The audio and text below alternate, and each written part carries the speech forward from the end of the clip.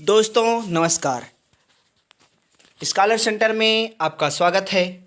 आज हम class 12th के हिस्ट्री के 5वें अध्याय की सेकेंड वीडियो करेंगे। इसके पहले हम लोगों ने फर्स्ट, सेकेंड, थर्ड, फोर्थ अध्याय को कर लिया है। यदि आप वो वीडियो ना देखे हों तो प्लेलिस्ट में जाकर ज़रूर देख लीजिए। आज हम शुरू करते हैं। एक अपरिचित संसार की समझ, अलबरूनी तथा संस्कृतवादी परंपरा। 4.1 समझने में बाधाएं और उन पर विजय। जैसा कि हमने देखा है, यात्रियों ने उपमहाद्वीप में जो भी देखा, सामान्यतः उसकी तुलना उन्होंने उन प्रथाओं से की जिनसे वे परिचित थे। प्रत्येक यात्री ने जो देखा उसे समझने के लिए एक अलग विधि अपनाई। उदाहरण के लिए, अलबरूनी अपने लिए निर्धारित उद्देश्य में निहित समस्याओं से परिचित था। उसने कई अवरोधों की चर्चा की है जो उसके अनुसार समझ में बाधक थे। इनमें पहला अवरोध भाषा थी। उसके अनुसार संस्कृत, अरबी और फारसी से इतनी भिन्न थी कि विचारों और सिद्धांतों को एक भाषा से दूसरी भाषा में अनुवादित करना आसान नहीं था। उसके द्वारा चिन्हित दूसरा अवरोध धार्मिक अवस्था है। प्रथा में भिन्नता थी। उसके अनुसार तीसरा अवरोध अभिमान था। यहाँ रोचक बात यह है कि इन समस्याओं की जानकारी होने पर भी अलबेरूनी लगभग पूरी तरह से ब्राह्मणों द्वारा रचित कृतियों पर आश्रित रहा। उसने भारतीय समाज को समझने के लिए अक्सर वेदों, पुराणों, भगवद गीता, पतंजलि की कृतियों तथा मनुस्मृति आदि से अंश उद्धृत किए। यहाँ पे बॉक्स में हम देख लेते हैं, विशाल पहुँच वाली एक भाषा। संस्कृत के विषय में अलबरूनी लिखता है, यदि आप कठिनाई संस्कृत भाषा सीखने की से पार पाना चाहते हैं तो यह आसान नहीं होगा, क्योंकि अरबी भाषा की तरह ही शब्दों तथा विभक्तियों दोनों में ही इस भाषा की पहुँच बहुत विस्तृत है।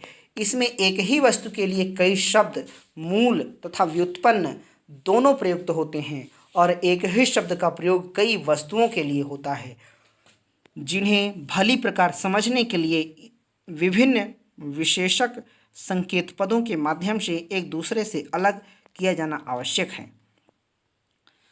4.2 अलबरूनी का जाति व्यवस्था का विवरण। अलबरूनी ने अन्य समुदायों से में रूपों की खोज के माध्यम से जाति व्यवस्था को समझने और व्याख्या करने का प्रयास किया। उसने लिखा कि प्राचीन फारस में 4 सामाजिक वर्गों को मान्यता थी: घुड़सवार और शासक वर्ग, भिक्षु, अनुष्ठानिक, पुरोहित तथा चिकित्सक, खगोलशास्त्री तथा अन्य वैज्ञानिक, और अंत में कृषक तथा शिल्पकार। दूसरे शब्दों में वो यह दिखाना चाहता था कि ये सामाजिक वर्ग केवल भारत तक ही सीमित नहीं थे। इसके साथ ही उसने यह दर्शाया कि इस्लाम में सभी लोगों को समान माना जाता था और उनमें भिन्नताएं केवल धार्मिकता के पालन में थीं।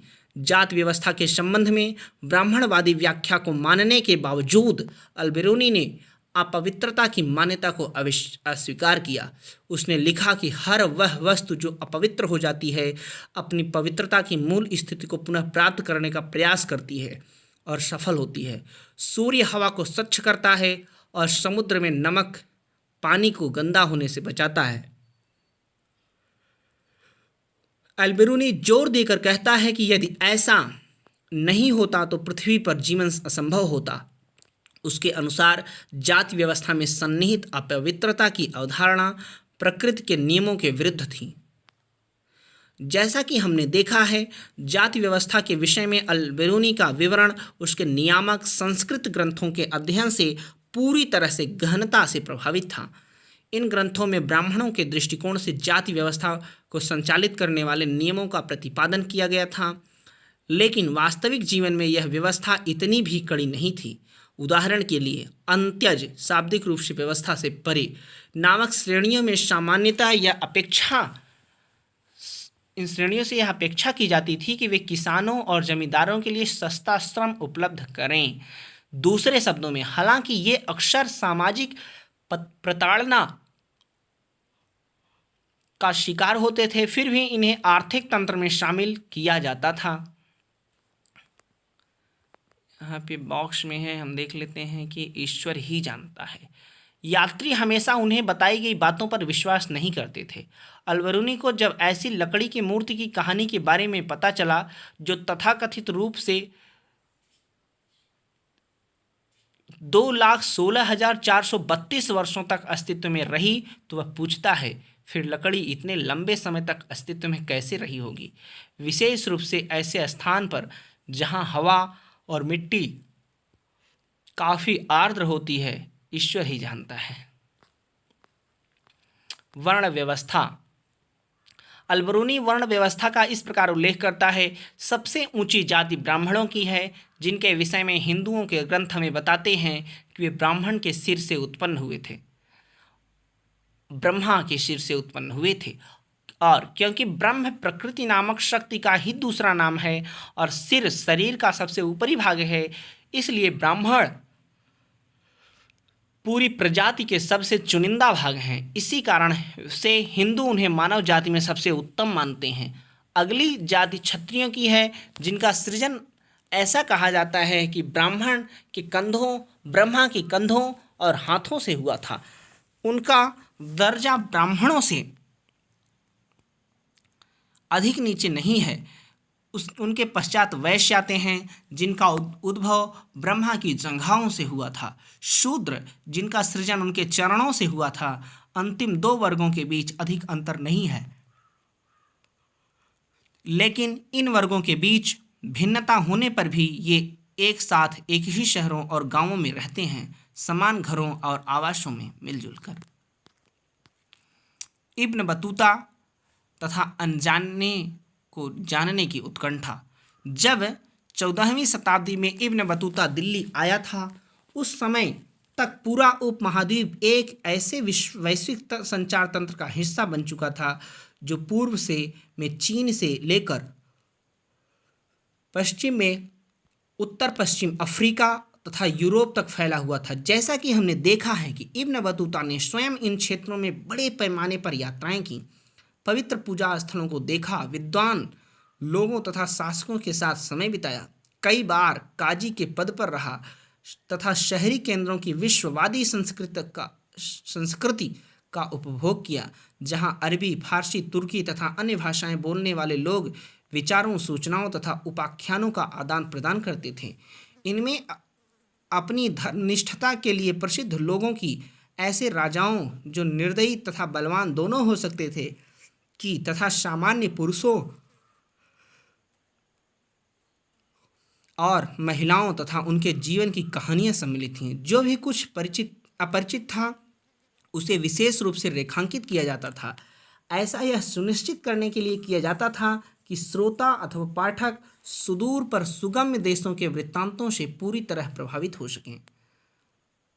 मानव सिर जैसे गिरदार फल। नारियल का वर्णन इब्न बतूता इस प्रकार करता है, यह वृक्ष स्वरूप से सबसे अनोखे तथा प्रकृति में सबसे विस्मयकारी वृक्षों में से एक हैं। ये हूबहू खजूर के वृक्ष जैसे दिखते हैं, इनमें कोई अंतर नहीं है सिवाय एक अपवाद के। एक से काष्ठ फल प्राप्त होता है, दूसरे से खजूर। नारियल के वृक्ष का फल मानव सिर से मेल खाता है, क्योंकि इसमें भी मानो दो आँखें तथा एक मुख है, और अंदर का भाग हरा होने पर मस्तिष्क जैसा दिखता है और इससे जुड़ा रेशा बालों जैसा दिखाई देता है। वे इससे रस्सी बनाते हैं। लोहे की कीलों के प्रयोग के बजाय इनसे जहाज को सिलते हैं। वे इससे बर्तनों के लिए रस्सी भी बनाते हैं। नारियल तथा पान। इब्न बतूता की चित्रण की विधियों के कुछ बेहतरीन उदाहरण उन तरीकों में मिलते हैं जिनसे वह नारियल और पान, दो ऐसी वानस्पतिक उपज जिनसे उसके पाठक पूरी तरह से अपरिचित है, का वर्णन करता है। पान का वर्णन वो कर रहा है इब्न बतूता। पान एक ऐसा वृक्ष है जिसे अंगूर लता की तरह उगाया जाता है। पान का कोई फल नहीं होता और इसे केवल इसकी पत्तियों के लिए ही उगाया जाता है। इसे प्रयोग करने की विधि यह है कि इसे खाने से पहले सुपारी ली जाती है। यह जायफल जैसी होती है, पर इसे तब तक तोड़ा जाता है जब तक इसके छोटे छोटे टुकड़े नहीं हो जाते और इन्हें मुख में रखकर चबाया जाता है।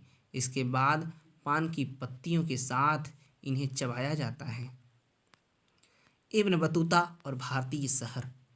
इब्न बतूता ने उपमहाद्वीप के शहरों को उन लोगों के लिए व्यापक अवसरों से भरपूर पाया जिनके पास आवश्यक इच्छा, साधन तथा कौशल था।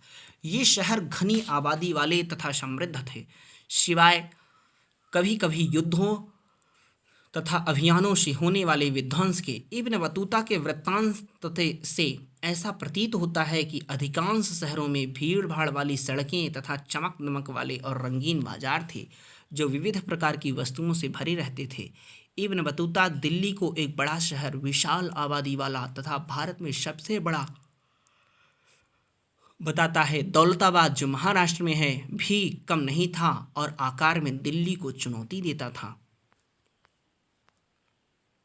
बाजार मात्र आर्थिक विनिमय मीन्स एक्सचेंज के साधन ही नहीं थे, बल्कि ये सामाजिक तथा आर्थिक गतिविधियों के केंद्र भी थे।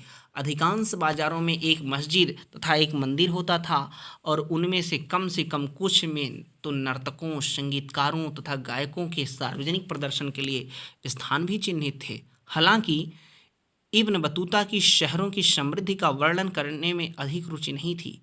इतिहासकारों ने उसके वृत्तांत का प्रयोग यह तर्क देने में किया है कि शहर अपनी संपत्ति का एक बड़ा भाग गांवों से अधिशेष के अधिग्रहण से प्राप्त करते थे। इब्न बतूता ने पाया कि भारतीय कृषि के इतना अधिक उत्पादनकारी होने का कारण मिट्टी का उपजाऊपन था, जो किसानों के लिए वर्ष में 2 फसलें उगाना संभव करता है। उसने यह भी ध्यान दिया कि उपमहाद्वीप व्यापार तथा वाणिज्य के अंतर एशियाई तंत्रों से भली भांति जुड़ा था। भारतीय माल की मध्य तथा दक्षिण पूर्व एशिया दोनों में बहुत मांग थी, जिससे शिल्पकारों तथा व्यापारियों को भारी मुनाफा होता था।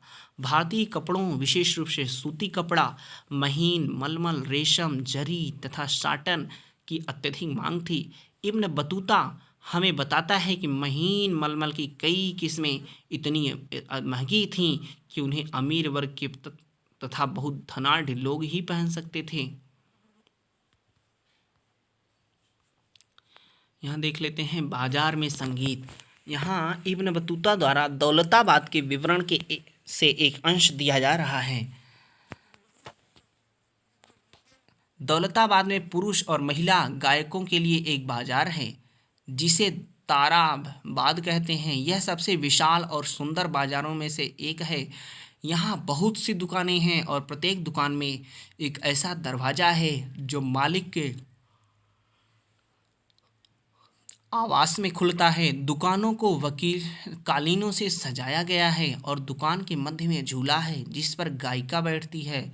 वह सभी प्रकार की भव्य वस्तुओं से सजी होती है और उसकी सेविकाएं उसे झूला झुलाती हैं। बाजार के मध्य में एक विशाल गुंबद खड़ा है जिसमें कालीन बिछाए गए हैं और सजाया गया है।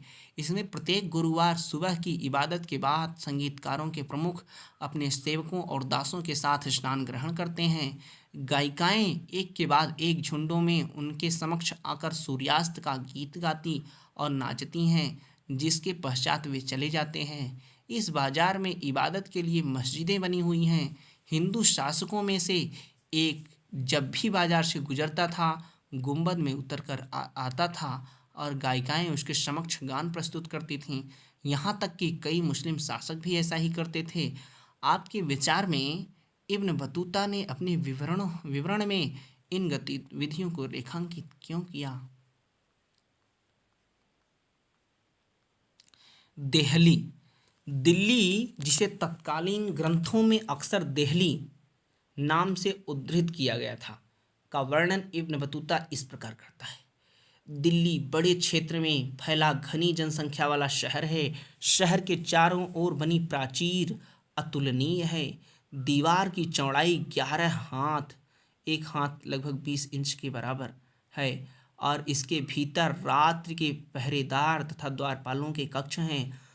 प्राचीरों के अंदर खाद्य सामग्री, हथियार, बारूद, प्रक्षेपास्त्र तथा घेरेबंदी में काम आने वाली मशीनों के संग्रह के लिए भंडार गृह बने हुए थे। प्राचीर के भीतरी भाग में घुड़सवार तथा पैदल सैनिक शहर के एक से दूसरी छोर तक आते जाते हैं। प्राचीर में खिड़कियां बनी हैं जो शहर की ओर खुलती हैं और इन्हीं खिड़कियों के माध्यम से प्रकाश अंदर जाता है। प्राचीर का निचला भाग पत्थर से बना है जबकि ऊपरी भाग ईंटों से। इसमें एक दूसरे के पास पास बनी कई मीनारें हैं। जब शहर के 28 द्वार हैं, इस शहर के 28 द्वार हैं जिन्हें दरवाज़ा कहते हैं और इनमें से बदायूं दरवाज़ा सबसे विशाल है। मंडवी दरवाजे के भीतर एक अनाज मंडी है। गुल दरवाजे की बगल में एक फलों का बगीचा है। इस में एक बेहतरीन कब्रगाह है जिसे बनी कब्रों के ऊपर गुंबद बनाई गई है और जिन कब्रों पर गुंबद नहीं है उनमें निश्चित रूप से मेहराब है। कब्रगाह में कंदाकार चमेली तथा जंगली गुलाब जैसे फूल उगाए जाते हैं। फूल सभी मौसमों में खिले रहते हैं। यहाँ पे आप पिक्चर में देख सकते हैं तुगलकाबाद दिल्ली का एक मेहराब, और 5.9 में देख सकते हैं जो बस्ती की किलेबंदी की दीवार का एक हिस्सा। ये खूबसूरत दृश्य। आगे हम देखते हैं संचार की एक अनूठी प्रणाली। व्यापारियों को प्रोत्साहित करने के लिए राज्य विशेष उपाय करता था। लगभग सभी व्यापारिक मार्गों पर सराय तथा विश्राम गृह स्थापित किए गए थे। इब्न बतूता डाक प्रणाली की कार्य कुशलता देखकर चकित हुआ। इससे व्यापारियों के लिए न केवल लंबी दूरी तक सूचना भेजना और उधार प्रेषित करना संभव हुआ बल्कि अल्प सूचना का माल भेजना भी। डाक प्रणाली इतनी कुशल थी कि जहां सिंध से दिल्ली की यात्रा में 50 दिन लगते थे, वहीं गुप्तचरों की खबरें सुल्तान तक इस डाक व्यवस्था के माध्यम से मात्र 5 दिनों में पहुंच जाती थीं।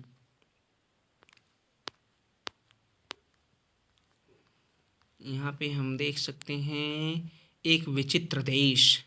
1440 के दशक में लिखा गया अब्दुल रज्जाक का यात्रा वृत्तांत संवेकों और अवबोधनों का एक ऐसा रोचक मिश्रण है। एक और केरल के में कालीकट बंदरगाह पर उसने जो देखा उसे प्रशंसनीय नहीं माना। यहाँ ऐसे लोग बसे हुए थे जिनकी कल्पना मैंने कभी भी नहीं की थी। इन लोगों को उसने एक विचित्र देश बताया। कालांतर में अपनी भारत यात्रा के दौरान वह मैंगलोर गया और पश्चिमी घाट को पार किया। यहाँ उसने एक मंदिर देखा जिसने उसे प्रशंसा से भर दिया। मैंगलोर से 9 मील के भीतर ही मैंने एक ऐसा पूजा स्थल देखा जो पूरे विश्व में अतुलनीय है। यह वर्गाकार था जिसकी प्रत्येक भुजा लगभग 10 गज, ऊंचाई 5 गज थी, जो 4 द्वार मंडपों के साथ पूरी तरह से ढले हुए कांसे से ढका हुआ था। प्रवेश द्वार के द्वार मंडप में सोने की बनी एक मूर्ति थी जो मानव आकृति जैसी तथा आदमकद थी। इसकी दोनों आँखों में काले रंग के मणि इतनी चतुराई से लगाए गए थे कि प्रतीत होता था मानो वह देख सकती हो। इस शिल्प और कारीगरी की क्या कहने। घोड़े और पैदल। डाक व्यवस्था का वर्णन इब्न बतूता इस प्रकार करता है। भारत में 2 प्रकार की डाक व्यवस्था है। अश्व डाक व्यवस्था, जिसे उलुक कहा जाता है, हर 4 मील की दूरी पर स्थापित राजकीय घोड़ों द्वारा चालित होती है। पैदल डाक व्यवस्था के प्रति मील 3 अवस्थान होते हैं, इसे दावा कहते हैं, और यह 1 मील का 1/3 होता है। अब हर 3 मील पर घनी आबादी वाला गांव होता है जिसके बाहर 3 मंडप होते हैं जिनमें लोग कार्य आरंभ के लिए तैयार बैठे रहते हैं। उनमें से प्रत्येक के पास 2 हाथ लंबी एक छड़ होती है जिसके ऊपर तांबे की घंटियां लगी होती हैं। जब संदेशवाहक शहर से यात्रा आरंभ करता है तो एक हाथ में पत्र, दूसरे में घंटियों सहित छड़ लिए वह क्षमता अनुसार तेज भागता है। जब मंडप में बैठे लोग घंटियों की आवाज़ सुनते हैं तो वे तैयार हो जाते हैं। जैसे ही संदेशवाहक उनके पास पहुंचता है, उनमें से एक उससे पत्र लेता है और वह छड़ हिलाते हुए पूरी ताकत से दौड़ता है जब तक कि वह अगले दावा तक नहीं पहुंच जाता। पत्र के अपने गंतव्य स्थान तक पहुंचने तक यही प्रक्रिया चलती रहती है। यह पैदल डाक व्यवस्था अश्व डाक व्यवस्था से अधिक तीव्र होती है और इसका प्रयोग अक्सर खुरासान के फलों के परिवहन के लिए होता है, जिन्हें भारत में बहुत पसंद किया जाता है। बर्नियर तथा अपविकसित पूर्व। जहां इब्न बतूता ने हर उस चीज का वर्णन करने का निश्चय किया जिसने उसे अपने अनूठेपन के कारण प्रभावित और उत्सुक किया, वहीं बर्नियर एक भिन्न बुद्धिजीवी परंपरा से संबंधित था। उसने भारत में जो भी देखा वह उसकी सामान्य रूप से यूरोप और विशेष रूप से फ्रांस में व्याप्त स्थितियों से तुलना तथा भिन्नता को उजागर करने के प्रति अधिक चिंतित था। विशेष रूप से वे स्थितियां जिन्हें उसने अवसादकारी पाया, उसका विचार नीति निर्माताओं तथा बुद्धिजीवी वर्ग को प्रभावित करने का था, ताकि यह सुनिश्चित किया जा सके कि वे ऐसे निर्णय ले सकें जिन्हें वह सही मानता था। मित्रों, यहाँ पे डबल इन्वर्टेड कामा, जिसको उद्धरण चिन्ह कहते हैं, कि अंदर सही लिखा गया है। इसका मतलब होता है बर्नियर के अनुसार सही, ना कि त्रैकालिक। और इस हेडिंग में भी लिखा है अपविकसित, इसका भी मतलब बर्नियर के अनुसार अपविकसित। बर्नियर के ग्रंथ Travels in the Mughal Empire अपने गहन प्रेक्षण, आलोचनात्मक अंतर्दृष्टि तथा गहन चिंतन के लिए उल्लेखनीय है। उसके वृत्तांत में की गई चर्चाओं में मुगलों के इतिहास को एक प्रकार के वैश्विक ढांचे में स्थापित करने का प्रयास किया गया है। वह निरंतर मुगल कालीन भारत की तुलना तत्कालीन यूरोप से करता रहा, सामान्यतया यूरोप की श्रेष्ठता को रेखांकित करते हुए। उसका भारत का चित्रण द्विविपरीतता के नमूने पर आधारित है, जहां भारत को यूरोप के प्रतिलोम के रूप में दिखाया गया है या फिर यूरोप का विपरीत, जैसा कि कुछ इतिहासकार परिभाषित करते हैं। उसने जो भिन्नताएं महसूस की उन्हें भी पदानुक्रम के अनुसार क्रमबद्ध किया, जिससे भारत पश्चिमी दुनिया को निम्न कोटि का प्रतीत हो। भूमि स्वामित्व का प्रश्न। बर्नियर के अनुसार भारत और यूरोप के बीच मूल भिन्नताओं में से एक भारत में निजी भू स्वामित्व का अभाव था। उसका निजी स्वामित्व के गुणों में दृढ़ विश्वास था और उसने भूमि पर राजकीय स्वामित्व को तथा राज्य तथा उसके निवासियों दोनों के लिए हानिकारक माना। उसे यह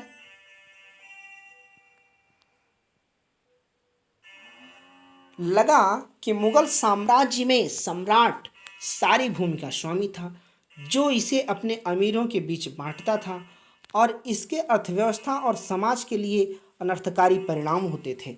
इस प्रकार का अवबोधन बर्नियर तक ही सीमित नहीं था, बल्कि 16वीं तथा 17वीं शताब्दी के अधिकांश यात्रियों के वृत्तांतों में मिलता है। राजकीय भूस्वामित्व के कारण बर्नियर तर्क देता है, भूधारक अपने बच्चों को भूमि नहीं दे सकते थे, इसलिए वे उत्पादन के स्तर को बनाए रखने और उसमें बढ़ोतरी के लिए दूरगामी निवेश के प्रति उदासीन थे। इस प्रकार निजी भूस्वामित्व के अभाव ने बेहतर भूधारकों के वर्ग के उदय, जैसा कि पश्चिमी यूरोप में हुआ, को रोका, जो भूमि के रख रखाव व बेहतरी के प्रति सजग रहते। इसके चलते कृषि का समान रूप से विनाश, किसानों का असीम उत्पीड़न तथा समाज के सभी वर्गों के जीवन स्तर में अनवरत पतन की स्थिति उत्पन्न हुई, सिवाय शासक वर्ग के। इसी के विस्तार के रूप में बर्नियर भारतीय समाज को दरिद्र लोगों के समरूप जनसमूह से बना वर्णित करता है, जो एक बहुत अमीर तथा शक्तिशाली शासक वर्ग, जो अल्पसंख्यक होते हैं, के द्वारा अधीन बनाया जाता है। गरीबों में सबसे गरीब तथा अमीरों में सबसे अमीर व्यक्ति के बीच नाम मात्र को भी कोई सामाजिक समूह या वर्ग नहीं था। बर्नियर बहुत विश्वास से कहता है, भारत में मध्य की स्थिति के लोग नहीं हैं। तो बर्नियर ने मुगल साम्राज्य को इस रूप में देखा, इसका राजा भिखारियों और क्रूर लोगों का राजा था। इसके शहर और नगर विनष्ट तथा खराब हवा से दूषित थे और इसके खेत झाड़ीदार तथा घातक दलदल से भरे हुए थे। इसका मात्र एक ही कारण था, राजकीय भूस्वामित्व। आश्चर्य की बात यह है कि एक भी सरकारी मुगल दस्तावेज यह इंगित नहीं करता कि राज्य की ही भूमि का एकमात्र स्वामी था। उदाहरण के लिए 16वीं शताब्दी में अकबर के काल का सरकारी इतिहासकार अबुल फजल भूमि राजस्व को राजस्व का पारिश्रमिक बताता है, जो राजा द्वारा अपनी प्रजा को सुरक्षा प्रदान करने के लिए की गई मांग प्रतीत होती है, न कि अपने स्वामित्व वाली भूमि पर लगान। ऐसा संभव है कि यूरोपीय यात्री ऐसी मांगों को लगान मानते थे क्योंकि भू राजस्व की मांग अक्सर बहुत अधिक होती थी, लेकिन असल में यह न तो लगान था न ही भूमि कर, बल्कि उपज पर लगने वाला कर था। बर्नियर के विवरणों ने 18वीं शताब्दी से पश्चिमी विचारकों को प्रभावित किया। उदाहरण के लिए फ्रांसीसी दार्शनिक मॉन्टेस्क्यू ने उसके वृत्तांत का प्रयोग प्राच्य निरंकुशवाद के सिद्धांत को विकसित करने में किया, जिसके अनुसार एशिया प्राच्य अथवा पूर्व के में शासक अपनी प्रजा के ऊपर निर्बाध प्रभुत्व का उपभोग करते थे, जिससे दासता और गरीबी की स्थितियों में रखा जाता था। इस तर्क का आधार यह था कि सारी भूमि पर राजा का स्वामित्व होता था तथा निजी संपत्ति अस्तित्व में नहीं थी। इस दृष्टिकोण के अनुसार राजा और उसके अमीर वर्ग को छोड़कर प्रत्येक व्यक्ति मुश्किल से गुजर बसर कर पाता था। 19वीं शताब्दी में कार्ल मार्क्स ने इस विचार को एशियाई उत्पादन शैली के सिद्धांत के रूप में और आगे बढ़ाया। उसने यह तर्क दिया कि भारत तथा अन्य एशियाई देशों में उपनिवेशवाद से पहले अधिशेष का अधिग्रहण राजा द्वारा होता था। इससे एक ऐसे समाज का उद्भव हुआ जो बड़ी संख्या में स्वायत्त समतावादी ग्रामीण समुदायों से बना था। इन ग्रामीण समुदायों पर राजकीय दरबार का नियंत्रण होता था और जब तक अधिशेष की आपूर्ति निर्विघ्न रूप से जारी रहती थी, इनकी स्वायत्तता का सम्मान किया जाता था। यह एक निष्क्रिय प्रणाली मानी जाती थी, परंतु जैसा कि हम देखेंगे, ग्रामीण समाज का यह चित्रण सच्चाई से बहुत दूर था। बल्कि 16वीं और 17वीं शताब्दी में ग्रामीण समाज में चारित्रिक रूप से बड़े पैमाने पर सामाजिक और आर्थिक विभेद था। एक ओर बड़े जमींदार थे जो भूमि पर उच्चाधिकारों का उपभोग करते थे, दूसरी ओर अस्पृश्य भूमि विहीन श्रमिक। इन दोनों के बीच में बड़ा किसान था जो किराए के श्रम का प्रयोग करता था और माल उत्पादन में संलग्न रहता था। साथ ही अपेक्षाकृत छोटे किसान भी थे जो मुश्किल से ही निर्वहन लायक उत्पादन तैयार कर पाते थे। बॉक्स में बहुत सारी चीज़ें हैं, हम इनको देख लेते हैं।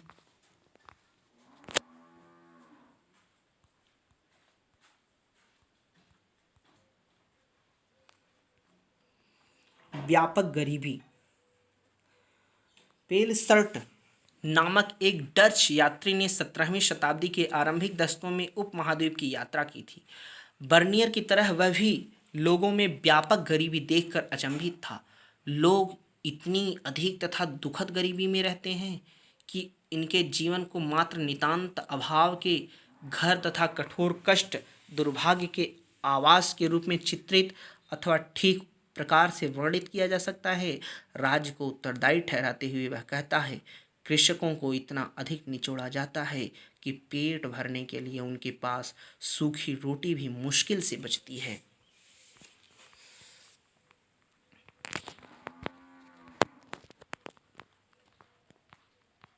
गरीब किसान। यहाँ बर्नियर द्वारा ग्रामीण अंचल में कृषकों के विषय में दिए गए उदाहरण से पता चलता है, हिंदुस्तान के साम्राज्य के विशाल ग्रामीण अंचलों में से कई केवल रेतीली भूमियाँ या बंजर पर्वत ही हैं। यहाँ की खेती अच्छी नहीं है और इन इलाकों की आबादी भी कम है। यहाँ तक कि कृषि योग्य भूमि का एक बड़ा हिस्सा भी श्रमिकों के अभाव में कृषि विहीन रह जाता है। इनमें से कई श्रमिक गवर्नरों द्वारा किए गए बुरे व्यवहार के फलस्वरूप मर जाते हैं। गरीब लोग जब अपने लोभी स्वामियों की मांगों को पूरा करने में असमर्थ हो जाते हैं तो उन्हें न केवल जीवन निर्वहन के साधनों से वंचित कर दिया जाता है, बल्कि उन्हें अपने बच्चों से भी हाथ धोना पड़ता है, जिन्हें दास बनाकर ले जाया जाता है। इस प्रकार ऐसा होता है कि इस अत्यंत निरंकुशता से हताश हो किसान गांव छोड़कर चले जाते हैं। इस उद्धरण में बर्नियर राज्य और समाज से संबंधित यूरोप में प्रचलित तत्कालीन विवादों में भाग ले रहा था और उसका प्रयास था कि मुगल कालीन भारत से संबंधित उसका विवरण यूरोप में उन लोगों के लिए एक चेतावनी का कार्य करेगा जो निजी स्वामित्व की अच्छाइयों को स्वीकार नहीं करते।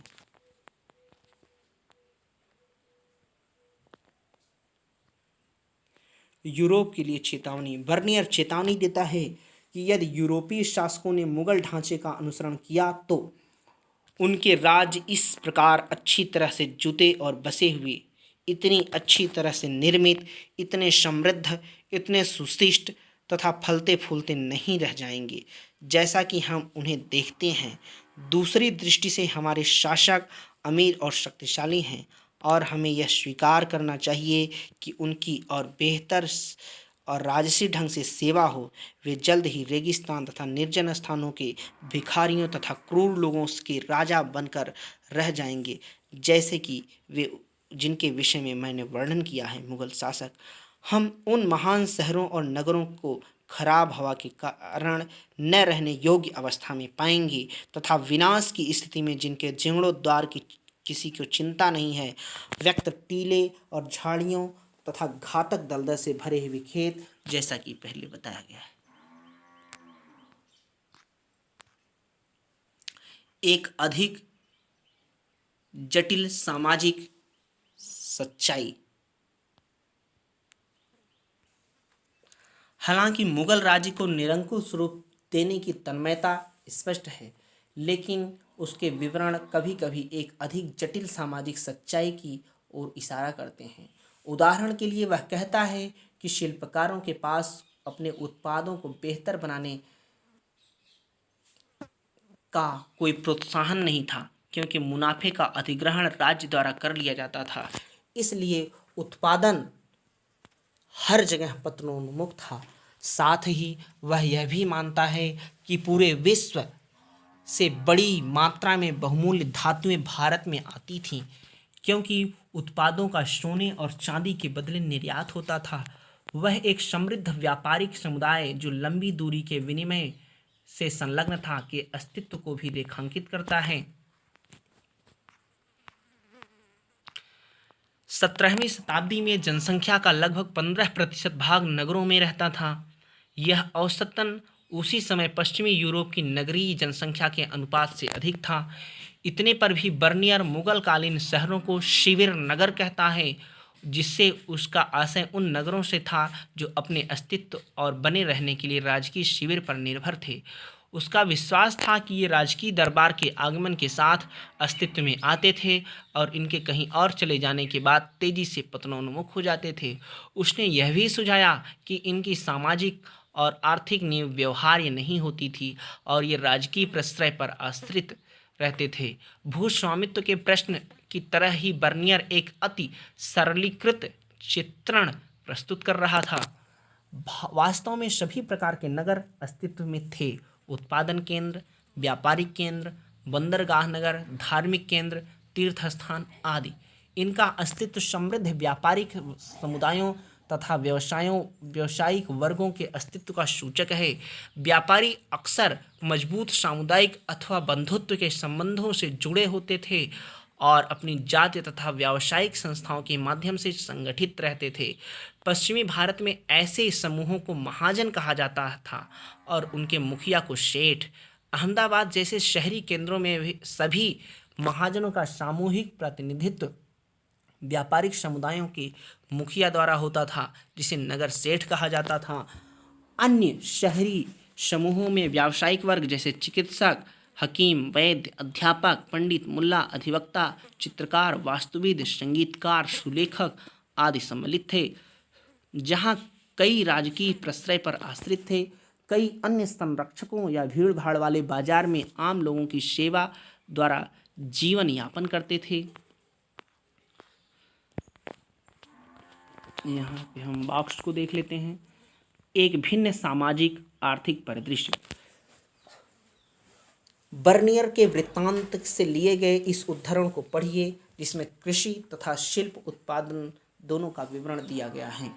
यह ध्यान देना आवश्यक है कि इस देश के विस्तृत भूभाग का अधिकांश भाग अत्यधिक उपजाऊ है। उदाहरण के लिए बंगाल का विशाल राज्य, जो मिस्र से न केवल चावल, मकई तथा जीवन की अन्य आवश्यक वस्तुओं के उत्पादन में, बल्कि उन अनगिनत वाणिज्यिक वस्तुओं के संदर्भ में जो मिस्र में भी नहीं उगाई जाती थीं, जैसे रेशम, कपास तथा नील, कहीं आगे हैं। भारत के कई ऐसे भाग भी हैं जहां जनसंख्या पर्याप्त है और भूमि पर खेती अच्छी होती है, और जहां एक शिल्पकार, जो हालांकि मूल रूप से आलसी होता है, आवश्यकता से या किसी अन्य कारण से अपने आप को गलीचों, जरी, कसीदारी, कढ़ाई, सोने और चांदी के वस्त्रों तथा विभिन्न प्रकार के रेशम तथा सूती वस्त्रों, जो देश में भी प्रयोग होते हैं और विदेश में भी निर्यात किए जाते हैं, के निर्माण का कार्य करने के लिए बाध्य हो जाता है।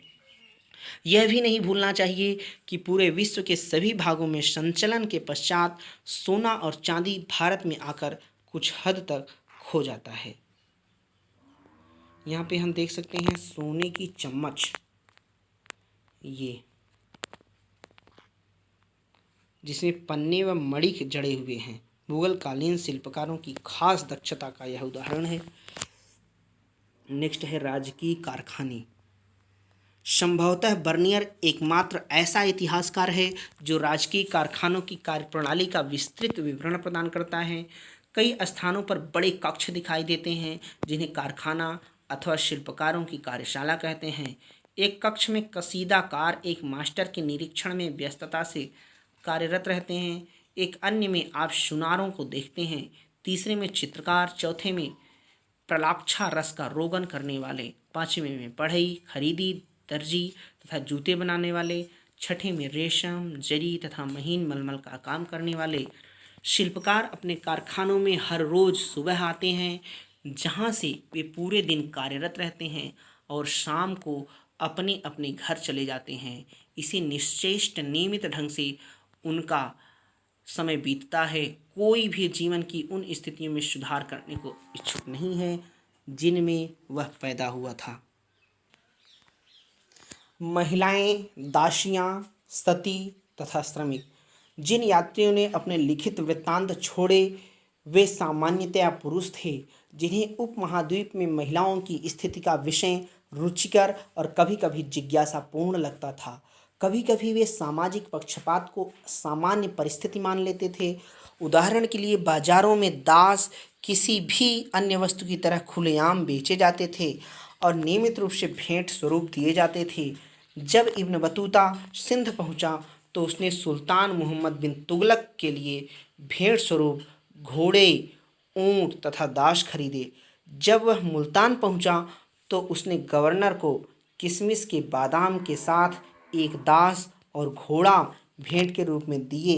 इब्न बतूता बताता है कि मोहम्मद बिन तुगलक नासिरुद्दीन नामक धर्मोपदेशक के प्रवचन से इतना प्रसन्न हुआ कि उसे 1,00,000 टके तथा 200 दास दे दिए।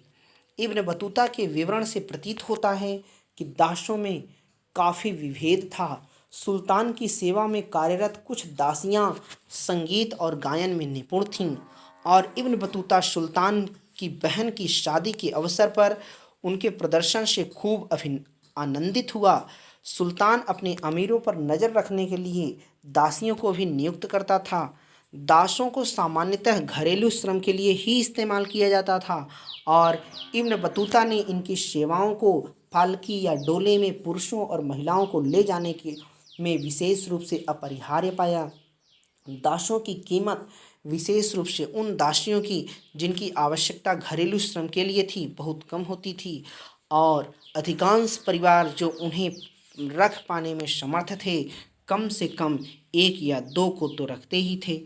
सभी समकालीन यूरोपीय यात्रियों तथा लेखकों के लिए महिलाओं से किया जाने वाला बर्ताव अक्सर पश्चिमी तथा पूर्वी समाजों के बीच भिन्नता का एक महत्वपूर्ण संकेतक माना जाता था। इसलिए यह आश्चर्यजनक बात नहीं है कि बर्नियर ने सती प्रथा को विस्तृत विवरण के लिए चुना। उसने लिखा कि हालांकि कुछ महिलाएं प्रसन्नता से मृत्यु को गले लगा लेती थीं, अन्य को मरने के लिए बाध्य किया जाता था, लेकिन महिलाओं का जीवन सती प्रथा के अलावा कई और चीज़ों के चारों ओर घूमता था। उनका श्रम, कृषि तथा कृषि के अलावा होने वाले उत्पादन दोनों में महत्वपूर्ण था। व्यापारिक परिवारों से आने वाली महिलाएं व्यापारिक गतिविधियों में हिस्सा लेती थीं, यहाँ तक कि कभी-कभी वाणिज्यिक विवादों को अदालत के सामने भी ले जाती थीं। अतः यह संभाव्य लगता है कि महिलाओं को उनके घरों के खास स्थानों तक पर सीमित कर रखा जाता था। सती बालिका संभवतः बर्नियर के वृत्तांत के सबसे मार्मिक विवरणों में से एक है। लाहौर में मैंने एक बहुत ही सुंदर अल्पवयस्क विधवा, जिसकी आयु मेरे विचार से 12 वर्ष से अधिक नहीं थी, कि बलि होते हुए देखी। उस भयानक नर्क की ओर जाते हुए वह असहाय छोटी बच्ची जीवित से अधिक मृत प्रतीत हो रही थी। उसके मस्तिष्क की व्यथा का वर्णन नहीं किया जा सकता। वह कांपते हुए बुरी तरह से रो रही थी, लेकिन 3 या 4 ब्राह्मण, एक बूढ़ी औरत जिसने उसे अपने आस्तीन के नीचे दबाया हुआ था, की सहायता से उस अनिच्छुक पीड़िता को जबरन घातक स्थल की ओर ले गए। उसे लकड़ियों पर बैठाया, उसके हाथ और पैर बांध दिए ताकि वह भाग न जाए, और इस स्थिति में उस मासूम प्राणी को जिंदा जला दिया गया। मैंने अपनी भावनाओं को दबाने में और उनके कोलाहलपूर्ण इस व्यर्थ के क्रोध को बाहर आने से रोकने में असमर्थ था। आपने देखा होगा कि यात्री वृत्तांत इन शताब्दियों में पुरुषों और महिलाओं के जीवन की एक रोचक झांकी प्रस्तुत करते हैं।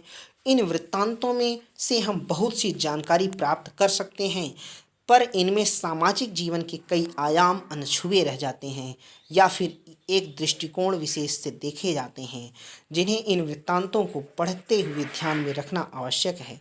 साथ ही उपमहाद्वीप के पुरुषों और संभवतः महिलाओं के अनुभव और प्रेक्षण हमें अपेक्षाकृत अज्ञात हैं, जिन्होंने समुद्रों और पर्वतों को पार किया और उपमहाद्वीप से परे क्षेत्रों में साहसिक यात्राएं की।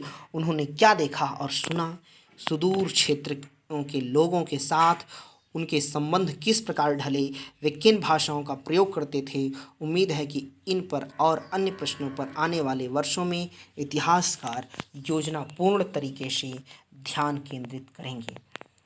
मित्रों, आज के लिए इतना ही। इस तरह से अध्याय 5 का समापन होता है। आप सभी वीडियो को पूरा सुनिए, समझिए। आप सभी का बहुत बहुत धन्यवाद।